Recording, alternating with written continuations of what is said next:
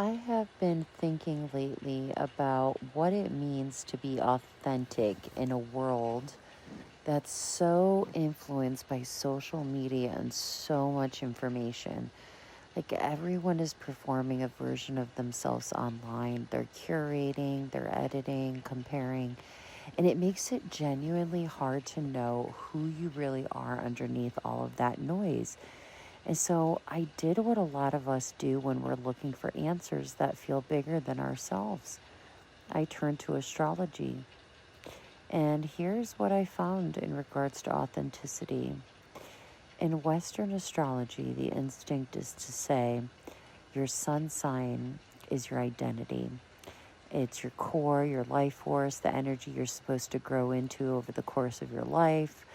But most astrologers will tell you the sun is only part of the story and that your moon sign is often considered the truer or more private version of you, the one that shows up in your emotional instincts and the way you react when nobody is watching and there's no audience to perform for. And then there's your rising sign, your ascendant.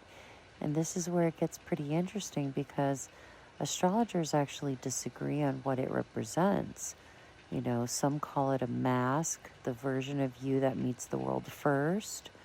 And others argue the opposite, that your rising sign is actually closer to your authentic self because it shapes how your consciousness is wired to perceive and move through everything around you. And if you go even deeper, there's your north node, which is in evolutionary astrology, represents the self you are growing towards. And in contrast to your south node, which is the more familiar, more comfortable self you already know how to be. So even within one system, there's no single point that everyone agrees is the most authentic part of you. But then I looked at Vedic astrology, also called Jyotish, and it approaches this whole question differently. In Vedic astrology, the moon sign called your Rashi actually takes priority over the sun sign. It's the primary placement most Vedic astrologers read from when they want to understand your mind and your personality. And beyond that, there's a chart called the Navamsa, the D9 divisional chart. And this is often described as the key to your deeper, truer self.